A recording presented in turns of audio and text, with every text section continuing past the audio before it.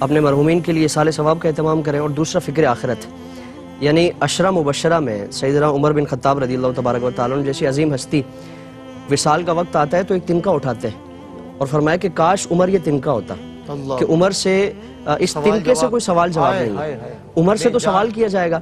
یعنی سیدنا عمر بن خطاب رضی اللہ تبارک و تعالیٰ عنہ کہ جنہیں زبان رسالت مآب صلی اللہ تعالیٰ علیہ وآلہ وسلم سے کئی مرتبہ جنتی ہونے کی بشارت عطا فرمائی. دور سے آپ کی نظروں کے نیچے سیاہ حلقے، بے شک دور سے نظر آتے. فکر آخرت کا یہ معاملہ ہے کہ وہ تنکا ہونے کی جستجو کرتے ہیں. تو یہ ہمارے اکابرین کا معاملہ ہے. ہمارا عمل کیا ہے اور ہماری تیاری کیا ہے، اس بارے میں ہم غور و فکر کریں کہ اس قبر میں ہم نے بھی اترنا ہے.